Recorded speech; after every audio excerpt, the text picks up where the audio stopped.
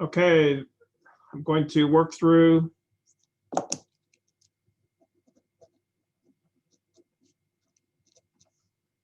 the test number 2 review problems. These problems are in Ivy Learn.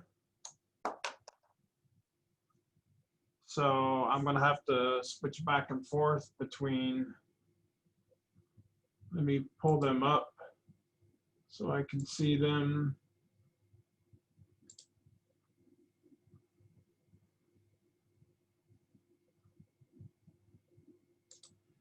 I thought I had them up, but looks like I don't. Maybe I do. Oh, here they are. All right, let's see if I can share this now. Maybe we can go back and forth. So the one thing about, it's a little tricky in Ivy Learn, the problems aren't numbered necessarily, like number 1, 2, 3, and 4. It's got this sort of funky code on it. But anyways, I'm just going to work through them. I'm going to probably go fairly quickly. I will explain what I'm doing, but I won't probably do a lot of teaching as much as just working through these problems. So for instance, this first one says graph the function and the indicated tangent line. So here they give us a function. So we're going to graph this function that's 2x squared. And then they want us to also graph the tangent line when x is 1. So I'm going to write down the information here. I'll call this problem number 1, but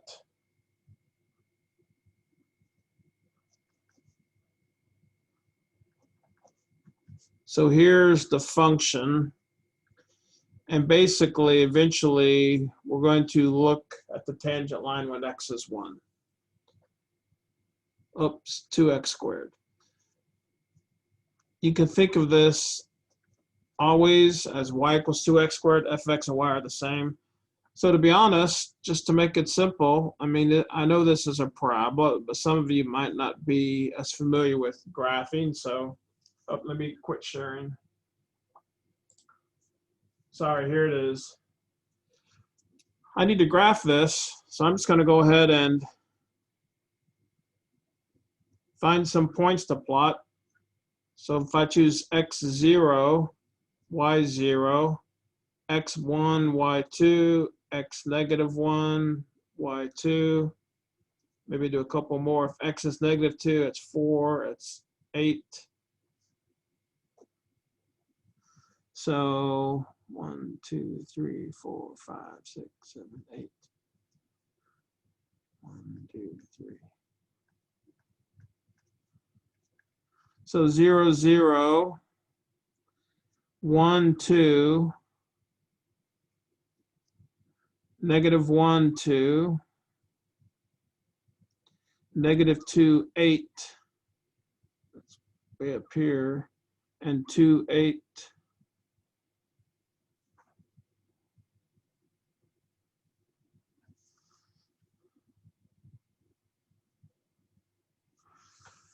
So this is the graph f of x equals 2x squared. Now they're saying go on this graph where x is 1, well, x is 1 is right here, and go up to the graph and then draw the tangent line. So it's basically right here. So we can sort of try and sketch in. So there's the tangent line when x is 1. Of course, this was a multiple choice problem. So if I go back and look, hopefully one of these will. All right, could be that one. Definitely it's not that one. Could be that one. So there's two, the first and the third. But I think the key is the original graphs. This one's wider, this one's narrower, so I have to look. Sometimes this is hard to see, but I think my guess is this is the correct graph because 1 is at 2, 2 is at 8. If I look up here like 2, when x is 2, y is like at 2. So this is definitely so. And you notice here, I already have the answers here. So it says correct answer. Now, a lot of these problems, I'm not going to show you my my problem. But anyway, so that's the first problem. So let me do this.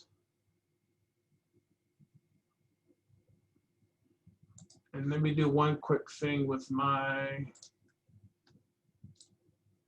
just that's going to make it easier for me to do these. Because most of these problems, I'm just going to read to you the problem, and you have them in front of you also. So the second problem, which I'll call number 2, although it, once again, is not labeled number 2. Let me give you the last 5 digits, just so you know. This is like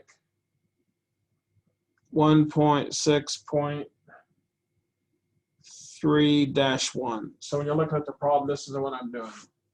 And this problem just says differentiate. So basically, we're going to take the derivative of y equals x over 2x minus 3. This looks like the classic case where we need to use the quotient rule. So to have the top function and the bottom function. Remember the quotient rule? You have to remember this. Low d high. So low times the derivative of the high, or what's on top. Derivative of x is just 1. Minus high d low. Derivative of 2x minus 3. Derivative of 2x is 2. Derivative of minus 3 is 0. So it's just 2 over the low or the bottom squared. Now we could probably simplify this. This is going to be 2x minus 3 minus 2x. So actually it looks like the 2x's cancel out. Looks like you're left with minus 3 over 2x minus 3 quantity squared. And that is the correct answer. All right, next problem. So I'll call this problem 3, but the last digits of the problem is 1.6.3-5. And this is also the one is to take the derivative. Y equals 7x plus 9 over 5x minus 3. If I want to take the derivative of this, once again, I'm going to use the quotient rule. So low d high. So low times the derivative of what's on top. Derivative of 7x plus 9 is just 7. Minus high d low, derivative of what's in the bottom, is just going to be 5. All of that over the low or the bottom squared. Now just to save some time, I'm going to multiply these parentheses. Let me just write it up here just to save a little bit of room. This will go back 35x minus 21. Now be careful because I'm subtracting, so I multiply these parentheses. It's going to be minus 35x minus 45. So what's interesting is it looks like 35x minus 35x, those cancel out. And it looks like minus 66 over 5x minus 3 squared. And that is correct, thankfully.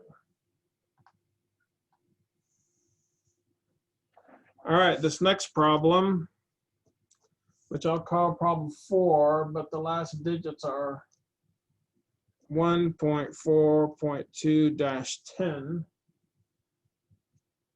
So let me write down what they give us, and I'll read the instructions. They give us this function, 8 over x, and then they say at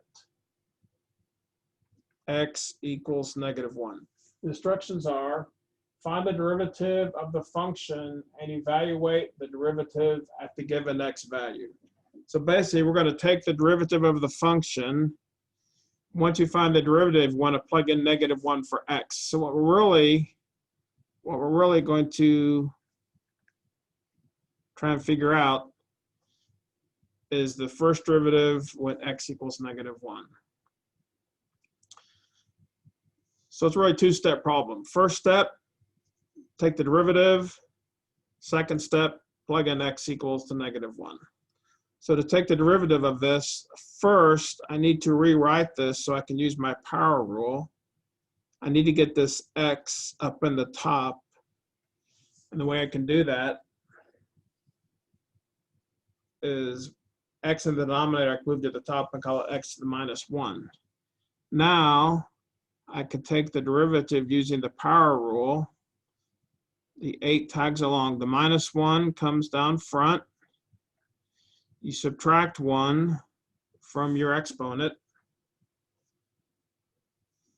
Now if I clean this up a little bit, end up with -8 over x squared. So x to the -2, I move now back down to the bottom. So here's my derivative. Now I'm going to plug in -1 into that derivative, and this should be my answer. So -8 over -1 squared. -1 squared is just 1. It looks like my answer should be -8, which is correct.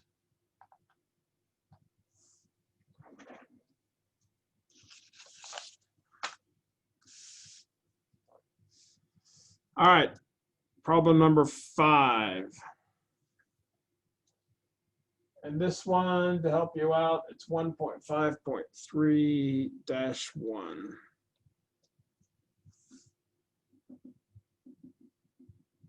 This is the same as the last problem, except this time the function is -4x squared plus 7x minus 5, and they want us to evaluate the first derivative when x is 5. So once again, two-step process. Take the first derivative and then plug in 5 for x. -8x plus 7. So now there's my first derivative, right? Just use the power rule on these.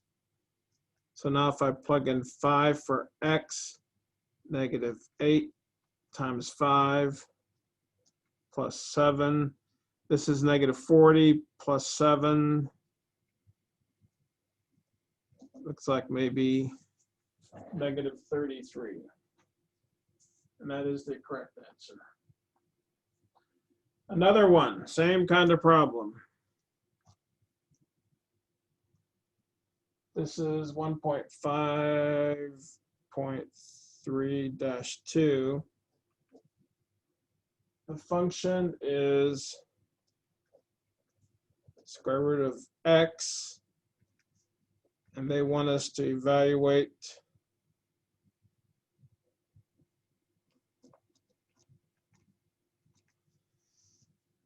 what's the first derivative when x equals 9. First thing I have to do is sort of get rid of the square root. Of course, we all know you can convert that to a rational exponent.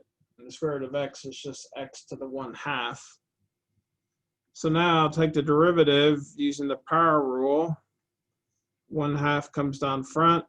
You subtract 1 from the exponent. If I want to simplify this, I can move I'll move x to the bottom, and I'm going to now convert it back to square root. So the derivative is 1 over 2 times square root of x. So now, if I evaluate that when x is 9, 1 over 2 square root of 9, that's 2 times 3. I believe the answer should be 1/6, which is correct. Now the next problem is simply one where we're going to take the derivative. So here's the original equation. Oh, let me tell you what problem this is. 1.6.1-3. 1.6.1-3. And they give us this equation. Y equals 7 minus 2x squared, 8x squared minus 64. And we need to figure out the derivative. All right, so notice we have 2 parentheses multiplied, so this looks like it's pretty much a product rule. Now someone could, if you wanted to, you could FOIL this, but I don't want to do that. I want to do the product rule. I think it'd be easier, plus it's good to practice the product rule. Product rule, the way I like to use it is I write down the first, just copy it down, times the derivative of the second one. Derivative of 8x squared is 16x, derivative of minus 64 is 0. So there's the first half of the product rule, the first times the derivative of the second, plus the second times the derivative of the first. Derivative of 7 is 0. Derivative of negative 2x squared is negative 4x. Now this probably, I should multiply out parentheses and try to simplify. All right, 7 times 16, 70. I think it's 112. Minus 2 times 16, 32x cubed. Then negative 4x times 8x squared is negative 32x cubed. And negative 64 times negative 4x, 240. I think it's 256x. We're going to see if I messed up doing some math in my head. So if I combine like terms, looks like negative 32x cubed plus negative 3x cubed, negative 64x cubed, and then 112x plus 256x, 368x. So I did all that in my head. Let's see if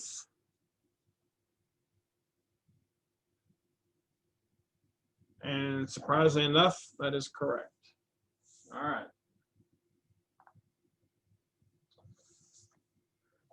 All right, the next one, which I'll call 8, which is 1.5.3-8.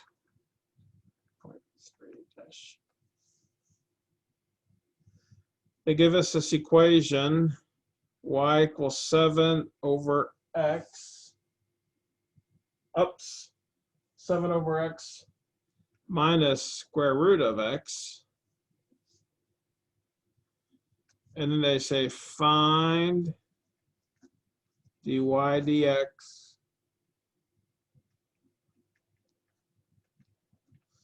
So this notation means find the derivative and plug in 4 for x. Let's see what that equals. All right, so the first step, this one was 2-step problems. First step, find the derivative. Second step, plug in x equals 4. Right now, I can't really use the power rule, but I can change these, so I can use the power rule. So let's move this x up into the top, and let's convert this radical, the square root, into a rational exponent. All right, so now I can take the derivative using the power rule. So this is 7 minus 1 comes down front. I subtract 1 from the exponent. Here, 1/2 comes down front, subtract 1 from the exponent. So if I clean this up a little bit, it's going to be -7 over x squared minus 1 over 2 square root of x, right? X to the -1/2, I move it to the bottom as x to the 1/2. X to the 1/2 is square root of x. So now, let's just go and write this in here. I want to evaluate it at x equals 4. So I plug in a 4 for x. So -7 over 4 squared minus 1 over 2 square root of 4. This is -7 over 16. Square root of 4 is 2 minus 1/4. If I want to combine these, I need to convert 1/4 to have a denominator of 16. Multiply the top and bottom by 4. That becomes 4 over 16. So -7/16 minus 4/16.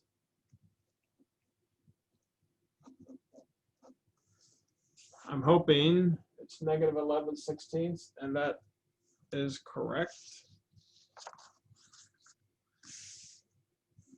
All right, let's see what's next. Pretty much identical kind of problem what we just did. We'll call this 9. This is 1.5.3, 1.5.3-6. And y equals -8 over x plus 5 over x squared. And now they want to know dy dx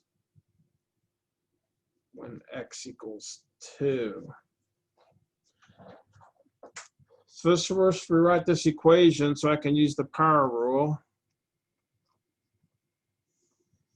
So I have -8 x to the -1 plus 5x to the -2.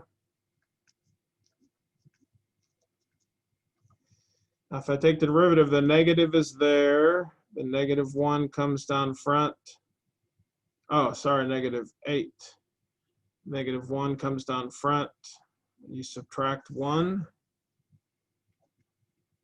5, the -2 comes down front, and you subtract 1.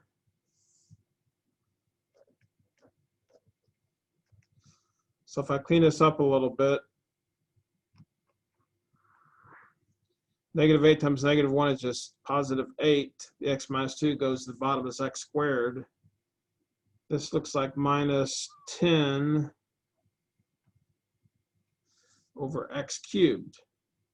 Of course, I'm going to evaluate this when x is 2. So 8 over 2 squared minus 10 over 2 cubed. So that's 8 over 4. 2 minus 10 over 8, which is actually reduced to 5/4. Once again, need to get a common denominator. 2 is 8 over 4. So 8/4 minus 5/4. Looks like I get 3/4. And that is correct. So far, so good.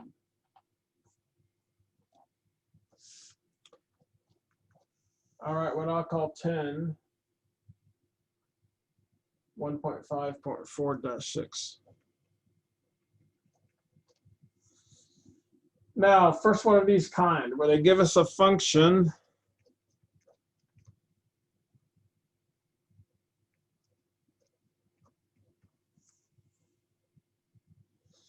and they want us to find the equation of the tangent line at this point, 136.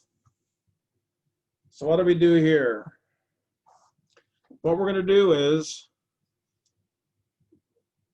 the equation of the tangent line, we're going to use the point slope equation, which is y minus y1 equals m times x minus x1, where x1 and y1 is a point, and of course m is the slope. So we have our point, because they told us we're going to do this at the point 136. So we have this and this. Now if we can figure out the slope, then we have everything we need to plug into the equation.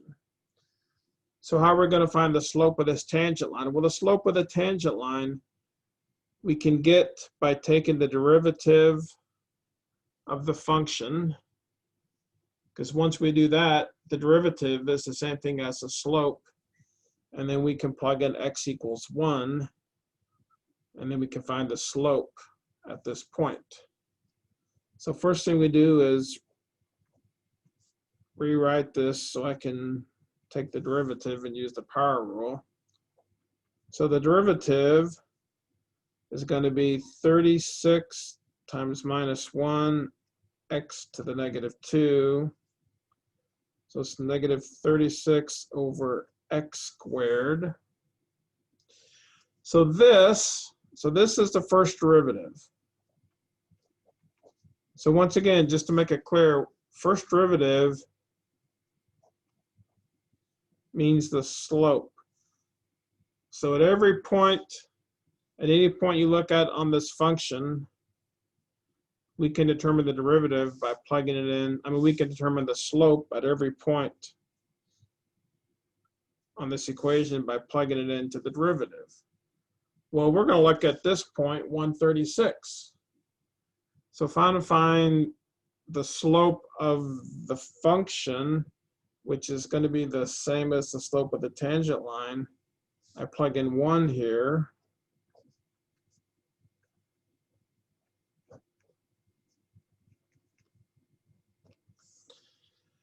So this is, you can write it this way, it's like the slope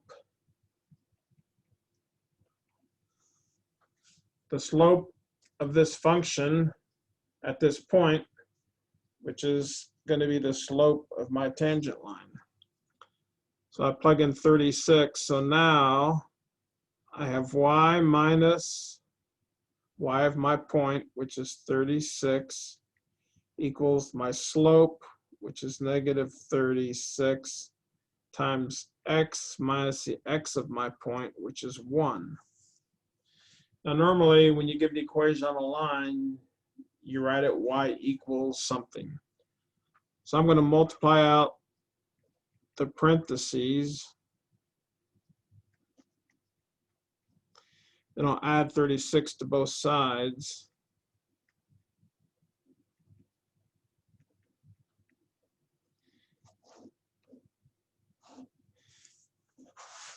And that should be the slope of the tangent line at that point. And that is correct. All right, same kind of problem. They give us a function f of x equals x squared minus 4. And they want us to find the equation of the tangent line. So basically I'll say tangent line at negative 3, 5. Same thing we just did. I'm going to have to take the derivative in order to get the slope at that point.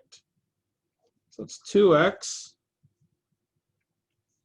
And I'm going to want the slope when x is minus 3. So really what I really want to do is plug in minus 3 for x.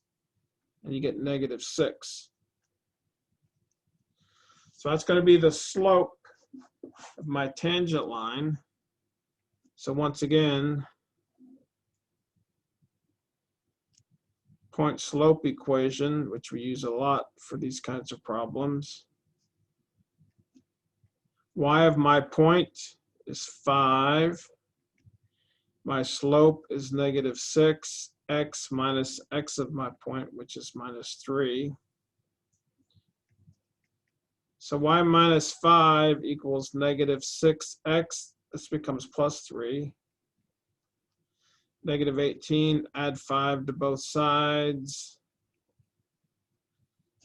And that's what I get to be the equation of the tangent line, and that is correct.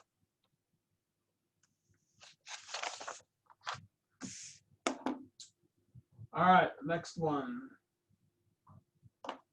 Another one, same problem. Given a function, find the equation of the tangent line at a point. So this is, I don't think the last couple, 11, I didn't give the number. 12 is 1.4.3-5, 1.4.3.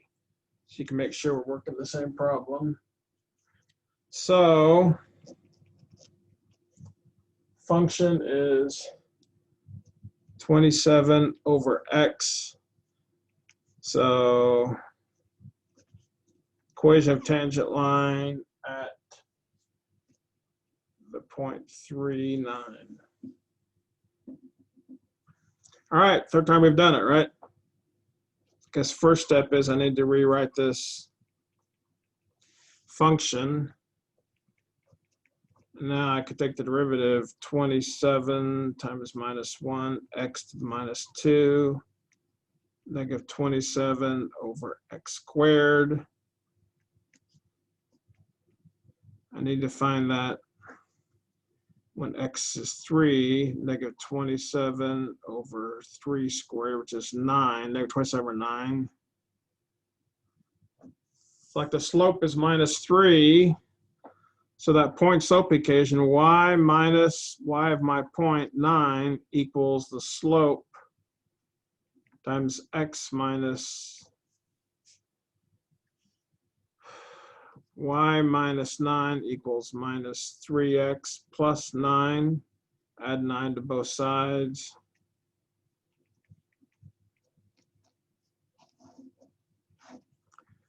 It's like y equals -3x plus 18, which is correct. And we have another one. I guess they want to give you lots of practice. This one is 1.4.3-10. Once again, they give you a function x minus x squared. And they want equation of the tangent line at 3, -6. All right, hopefully we know the routine. Derivative is going to be 1 minus 2x. Now we want to actually take the derivative, when x is 3. So it's 1 minus 6. So the slope of the tangent line at that point is going to be -5. So now y minus a -6 equals m times x minus 3. Y plus 6 equals -5x plus 15. Y equals -5x plus 9. And that's correct. All right, next one's sort of fun. It's what's called a higher order derivative. Up until now, we've been just working with first derivatives. This one's going to be a fourth derivative. Because let me write down the number. This is 1.8.2-2. So they give us this equation, y equals 2x to the 5th minus 3x squared minus 5x plus 1. And then they're asking for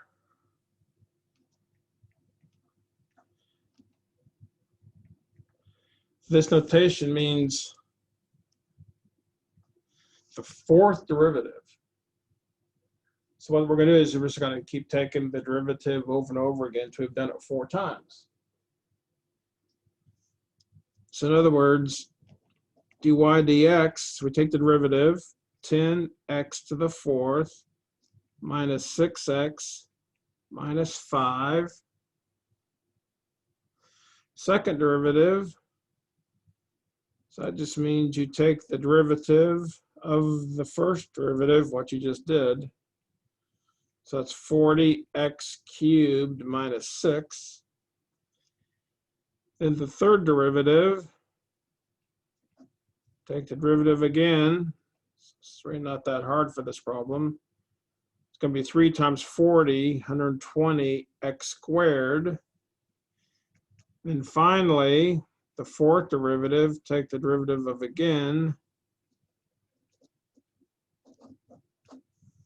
Looks like 240x, which is correct.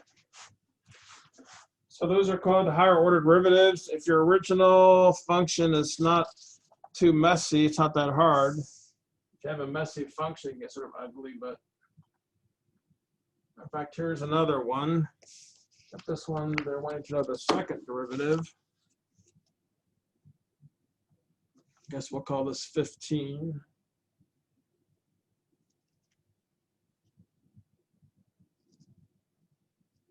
So they're saying, find this,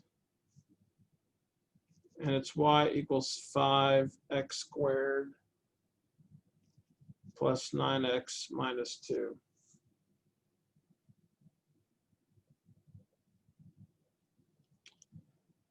Very straightforward. First derivative, 10x plus 9. Second derivative, just 10. And that looks correct. By the way, this was 1.8.1-2.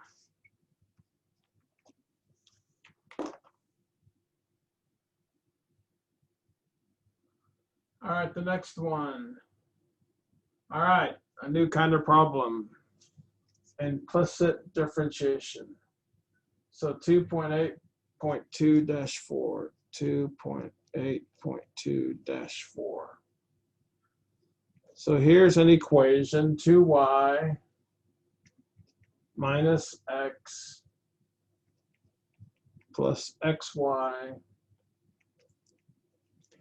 And what we want to do, it's almost like we want to find the derivative, but because we have x's and y's here and we can't really get the y by itself, what we're going to have to do here is to use implicit differentiation. So what you do is, it's just almost like you take the derivative of both sides of the equation. Now the key is you have to look at the variable. If the variable is different, then you have to tack on that extra part. If the derivative you're taking is the same as down here, then you don't, right? So let's just do it. Derivative of 2y. First, you just think of this as a variable.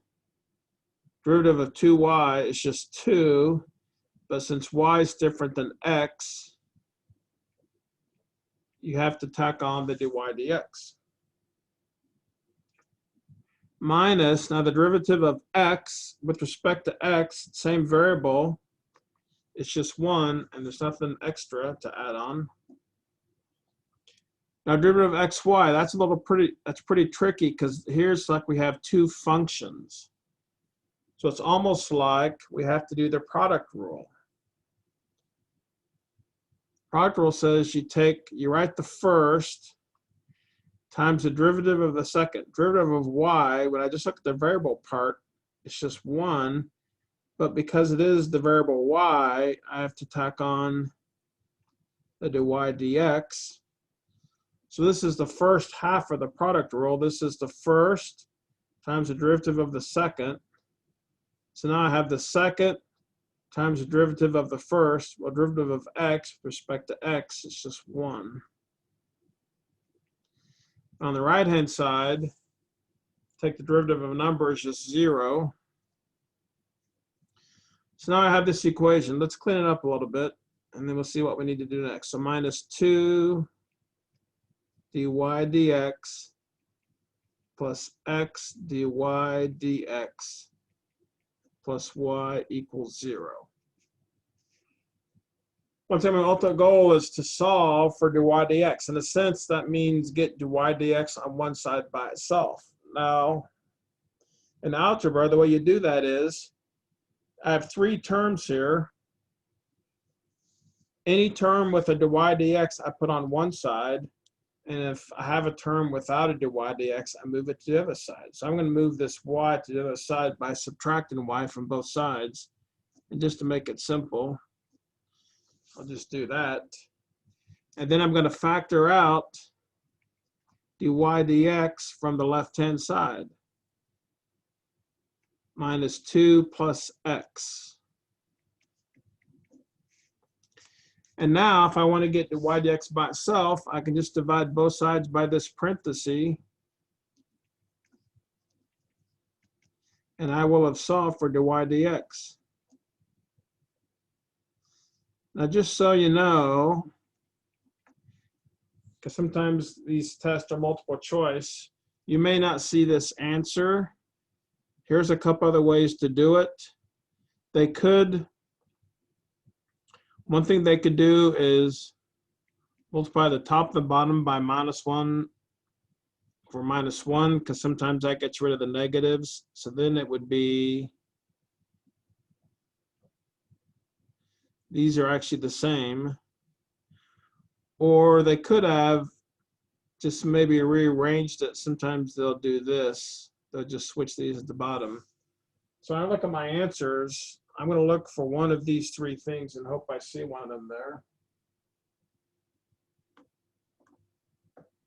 And I don't see my answer, and I must have messed up. You know what I did? You probably saw this. I left out this. I thought this was times -1. Whoops. All right, well, this is like real life. This is what happens. Of course, I have the answer, so I know.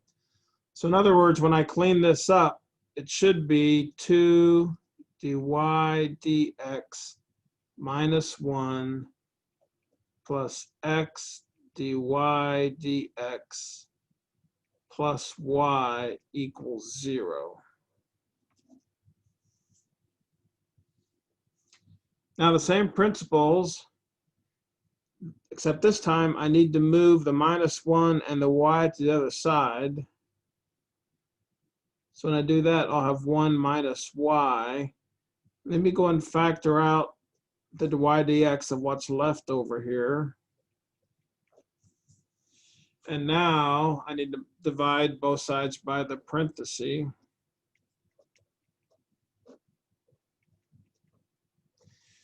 Hopefully, second time, and that actually is correct. Sorry about that, although honestly, that's what happens if you're not being careful. That's a good example of you have to just take your time. And so here's another one. Similar kind of problem. This is 2.8.5. So it's a little different because what they do is we have an initial equation with x's and y's.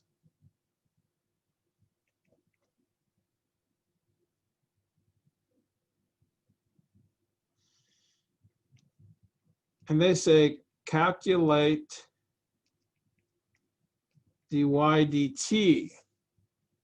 There's, we have a whole new variable in here. We're taking derivative with respect to t. So we have three variables. We have x and y and also t. But they say calculate dy dt when the x dt equals -3 and x equals 2 and y equals 5. So you're going to see in a minute, since they want us to actually calculate this, they have to give us some numbers to plug in. So here's what's going on.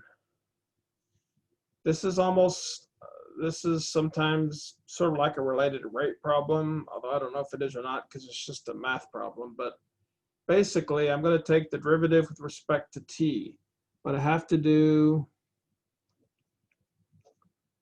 both sides, right? And now I follow my rules. I have to look at what the variables are I'm taking derivative of and what I'm taking with respect to. So derivative of xy, first of all, I think of this as two functions. So I'm going to use a product rule.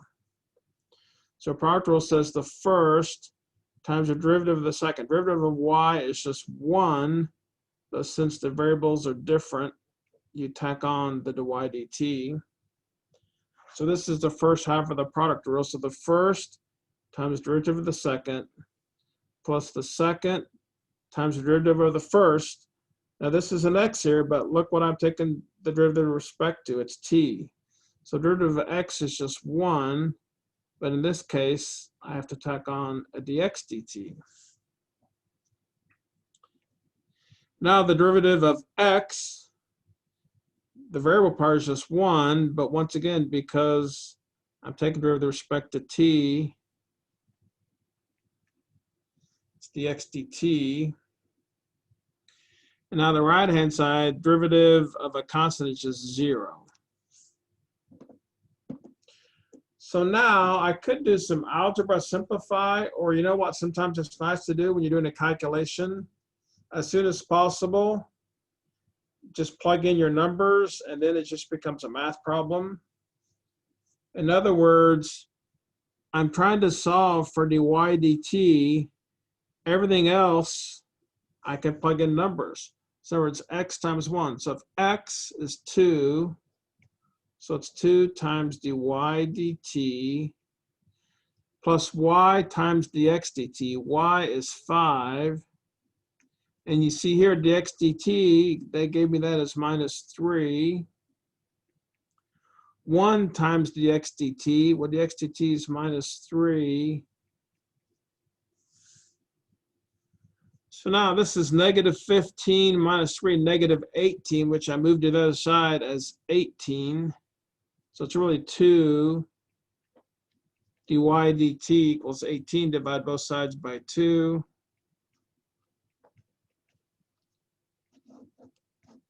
Hopefully dy dt equals 9. That is correct. So this is a little bit interesting problem where you're taking the derivative of sort of a new variable that's not in your problem with respect to t, but you just sort of follow the rules of implicit differentiation. So this will be like 18.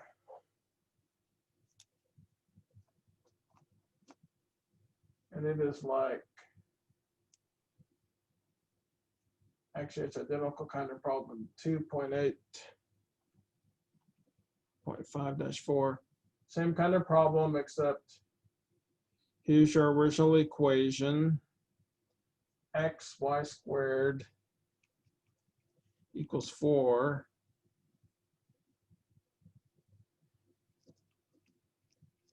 We want to find dy dt when the x dt is -5, and x is 4, and y is 1. So, same thing as we just did. I'm going to take derivative of both sides of this with respect to t. Got the product rule here. First, times the derivative of y squared. Well, the variable part is 2y, but then you always have to tack on the y dt. So this is the first part of the product rule. First times the derivative of the second. Then the second times derivative of the first. Well, derivative of x is just 1, but then you have to tack on the dx dt. And then the right-hand side, derivative of a constant is just 0. So once again, I'm going to plug in my numbers and solve it from there. So x is 4 times 2 times y, which is 1. dy dt is what I'm trying to solve for. Y squared is just 1 squared times 1 times dx dt, which is -5. So we already got 8 dy dt minus 5 equals 0. So add 5 to both sides, divide both sides by 8.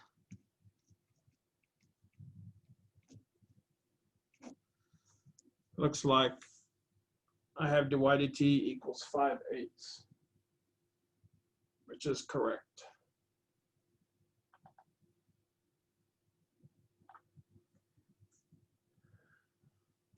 Another implicit differentiation problem, 2.8.2-3, 2.8.2-3.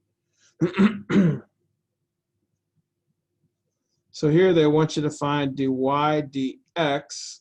So now we're taking derivative with respect to x. And here's the equation you start with: 1/3 x cubed minus 4y squared equals 11. So now for this, I'm going to take derivative of both sides with respect to x.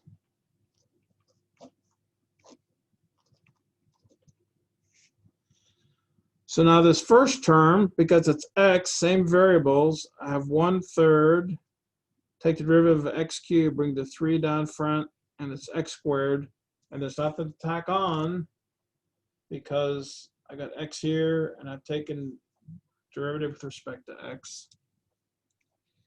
Derivative of the second term, variables are different, but derivative of y squared is just 2y, and then you tack on the dy dx. Derivative of constant is 0. So now I need to get dy dx by itself. 1/3 times 3 is just 1, so I'm going to subtract x squared from both sides. So I have -8y dy dx equals -x squared. Of course, these negatives cancel out. So if I want to solve for dy dx, I divide both sides by 8y.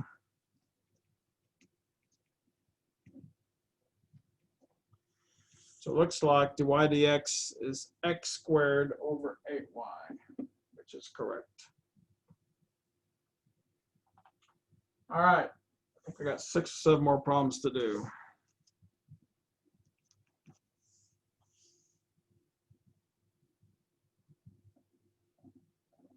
So this one, 2.8.2-2, I think it's just like the problem we just did. Very similar.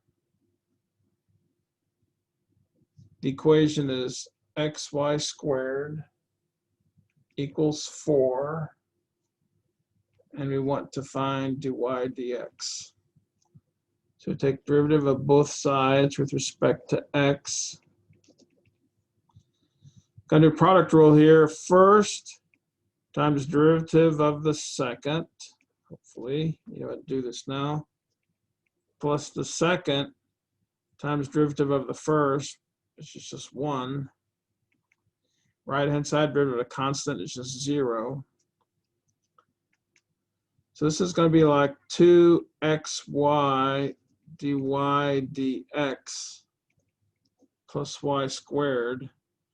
So if I want to solve for dy dx, I'll subtract y squared and then divide both sides by 2xy.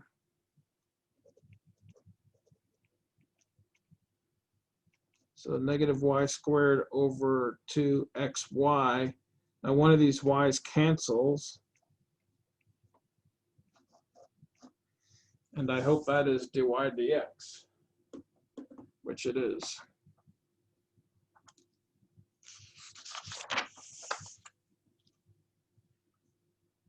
All right, the next one. All right, something different now. I think we're going to have some chain rule problems. This is 1.4.6-4. So they give us this function, square root of x minus 10, and they want us to take the derivative. Of course, hopefully you know by now, anytime we have radicals in problems, you always change them to rational exponent. Now the thing we realize is anytime you have parentheses raised to an exponent and you want to take the derivative, you have to use the chain rule, right? So the chain rule says you sort of ignore initially what's inside the parentheses and you sort of apply like a power rule kind of function. So you bring 1/2 down front, you simply copy what's inside the parenthesis, and then you subtract 1 from the exponent. But then you multiply by the derivative of what's inside the parenthesis. Derivative of x is 1, derivative of negative 10 is 0. So now if I simplify this, get rid of this negative exponent, goes to the bottom, and I'll just go and stick it back in.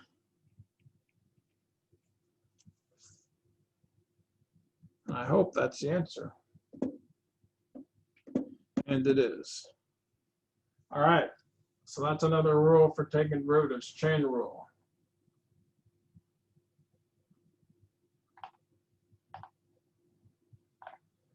We may have a few of those later on, but actually right now, looks like a little bit of a story problem. So this is 1.6.6-1. So solve the problem. Assume that the temperature of a person during an illness is given by, they give us an equation, T of T. So that's the person's temperature. T, I assume, is time, since the idea is the temperature is changing.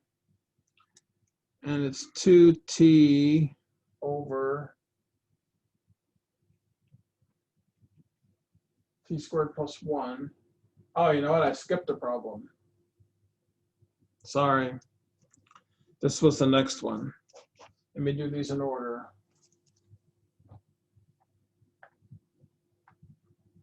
This is 1.5.7-4. This is a story problem 2.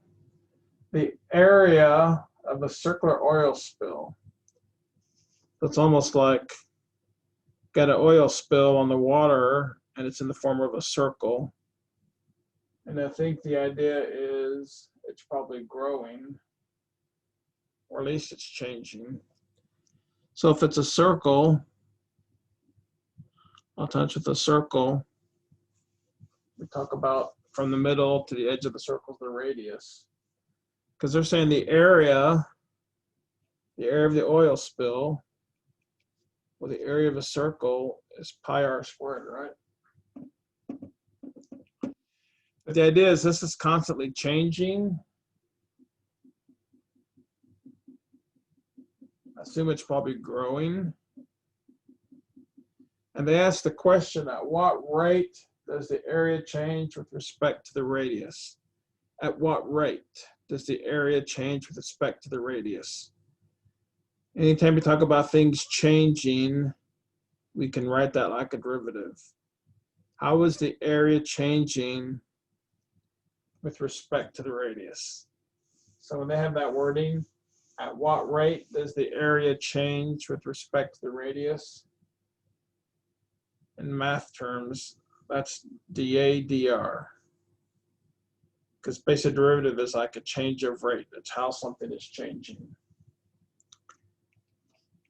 But they want us to look at it at a snapshot in time when the radius is 7 foot.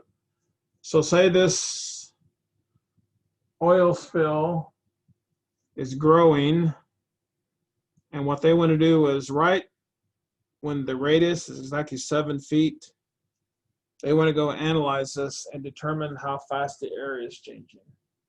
You know, the radius is changing, but they want to know what's the actual, how is the area changing? So what you do is, if I want to find dA dr, I'm going to go to my equation. I'm going to take the derivative of both sides with respect to r. So now here's a variable a. I'm taking derivative with r, which is a different variable. So the variable part is 1, but then you have the dA dr to tack on. Now over here, pi is a constant. And then you have the derivative of r squared with respect to r. So it's just 2r. So what we have here now, we have an equation for dA dr. It's just 2 pi r. So they say, sometimes people like to write it like this.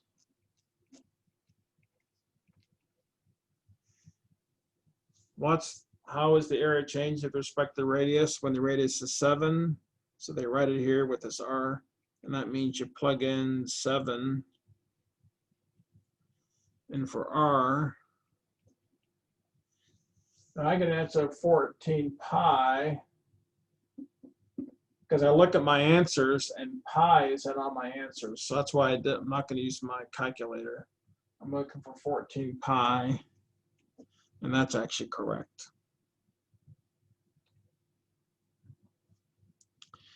Now the next one, which I started previously about the temperature of the body, person's body, that's 1.6.6-1, 1.6.6-1.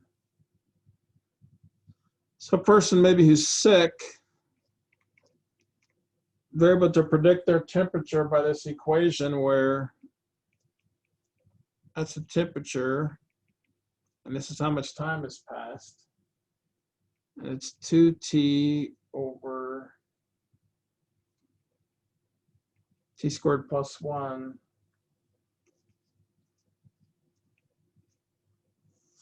So this is an equation where basically you can plug in the time, and the time is in hours.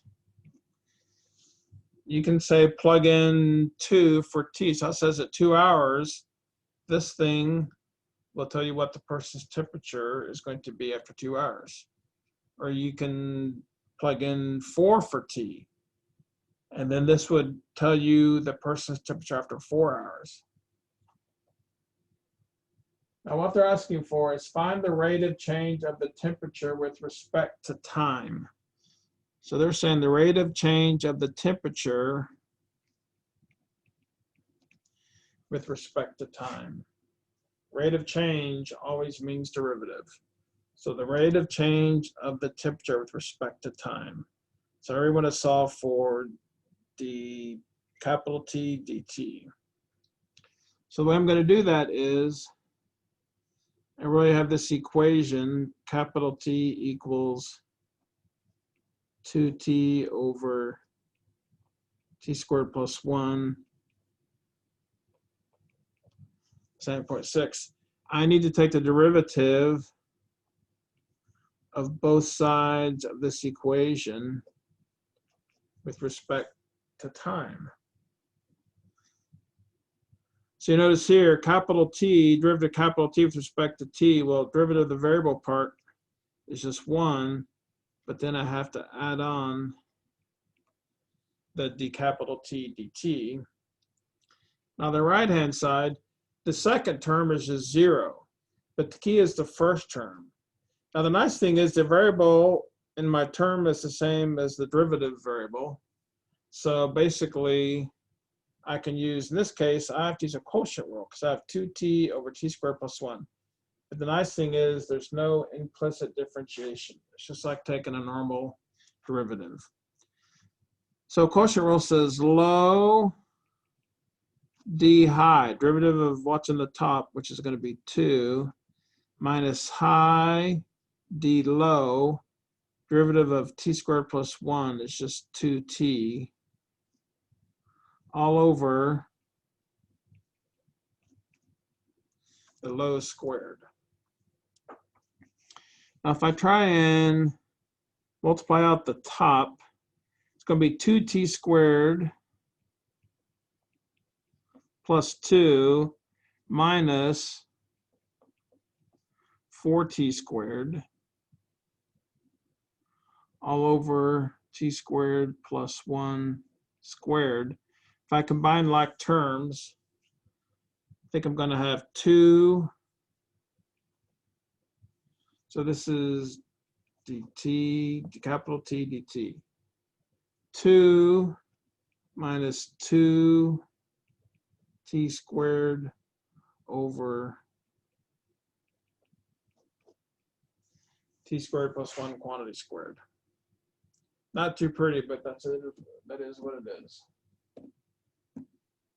Now I'm going to see, that looks like what they did. So it's multiple choice. I don't quite see this one.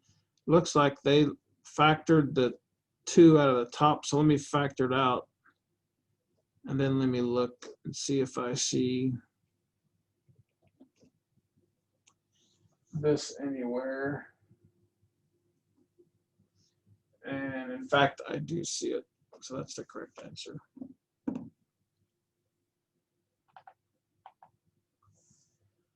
All right, now it looks like they're going to go back and do a few more chain rule problems. So we'll call this 24. And this is 1.7.1.7.1-2. Pretty straightforward. Here's a function. 9x minus 2 raised to the 5th power. And they want to know the derivative. So this is a parenthesis raised to an exponent. Have to use a chain rule.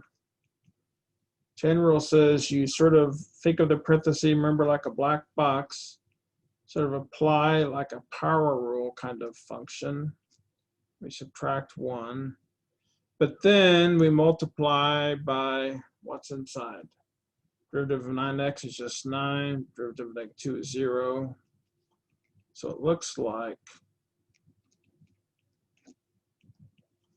45 times 9x minus 2 raised to the 4th power. And that is correct. It's like another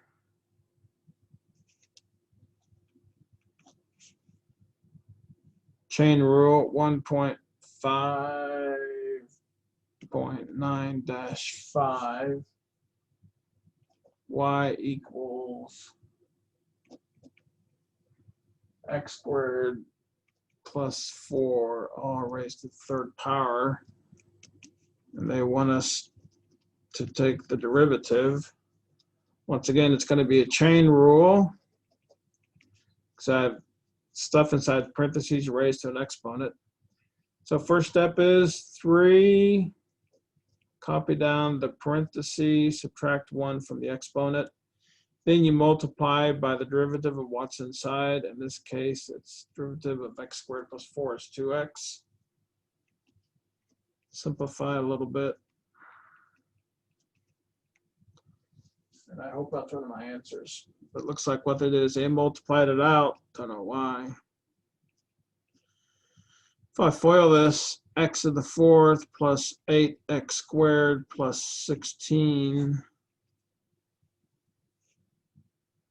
So this is like 6x to the 5th plus 48x cubed plus 96x. Yep. Now there's one more problem. Let me go grab it because it didn't show up automatically. I have to sort of go find it. Hang on just a second. I think it's a story problem, so you probably want to see it.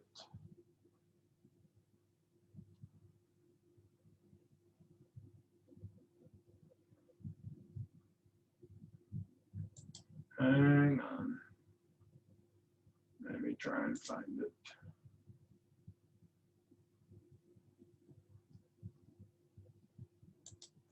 And I'm not finding it.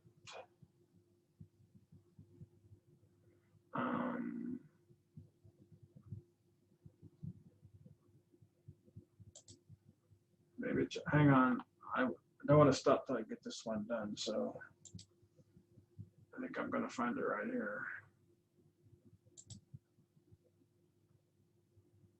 All right, this should be it. So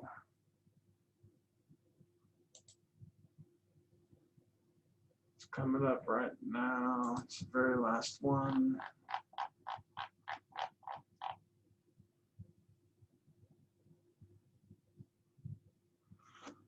So I'm going to write it down and read it, then I'll show it to you. So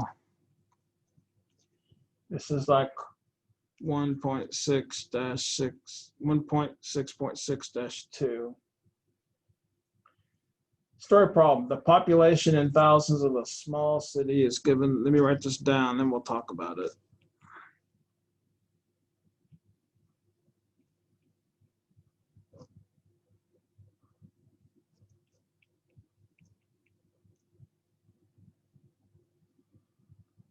So population, the time in months.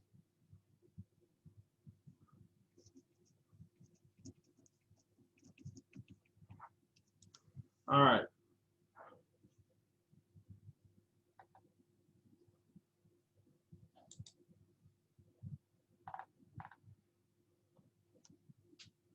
So I'm going to write one more thing down. So when I finish this problem, I'm going to write down the answer, make sure if I did it correctly.